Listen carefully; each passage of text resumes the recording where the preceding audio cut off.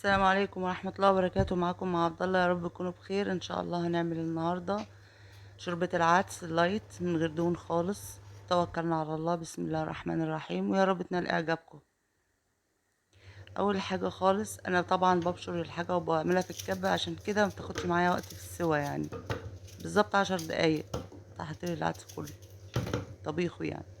بصلتين كبار قطعتهم في الكبة، حطيت عليهم فلفلتين خضر وفلفلاية حارة، وما بحطش فيها توم. انا اكلت مره توم على شوربه عدس فيها توم، ما عجبتنيش خالص. وطماطمايه منزعه البذر والقشر. ده نص كيلو عدس، طبعا غسله كويس قوي، متنضف ومغسول كويس قوي. ودي البصل والطماطم والفلفل اللي انا عملتهم في الكبه.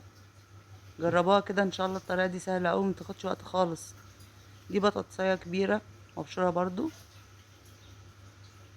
الطريقه دي على فكره متحتاجش تصفي الشوربه يعني.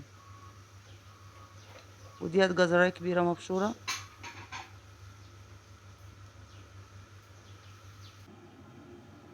وديت الشوربة الكدابة اللي انا كنت عملتها قبل كده معاكم في فيديو، وهسيب لكم لو عايزين تعرفوا تتعمل ازاي الطريقة بتاعتها في صندوق الوصف.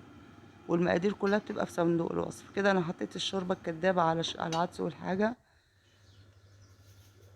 على فكرة شوربة العدس دي تناسب قوي اخواننا المسيحيين يعني.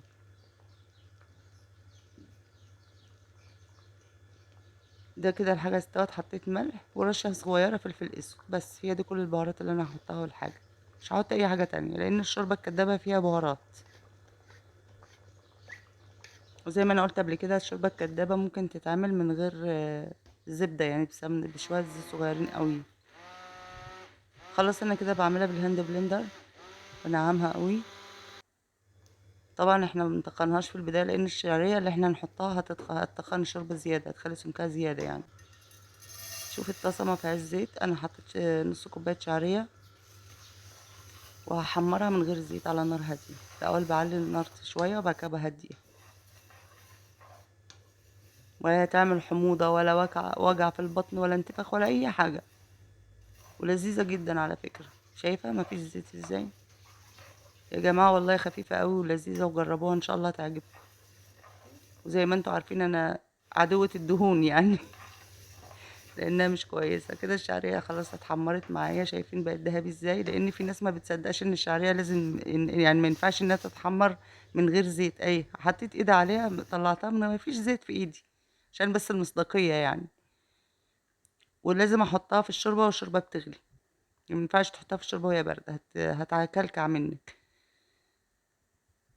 طبعا احنا لما الشعرية بتستوي الشوربة بتتخن زيادة.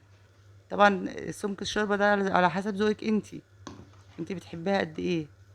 احنا طبعا بنعملها فتة، فمخليهاش تخينة زيادة اوي، عشان العيش اللي احنا بنحمصه يشربها يعني. دول كده انا وريتكم ازاي ممكن تاكلوها كده اهي. شايفين سمكها؟ انا كده بالنسبة لي سمكها حلوة قوي. تاكل طبعا بعيش محمص وبصل. وبألف هنا، ويا رب تكون نالت اعجابكم. السلام عليكم ورحمة الله وبركاته.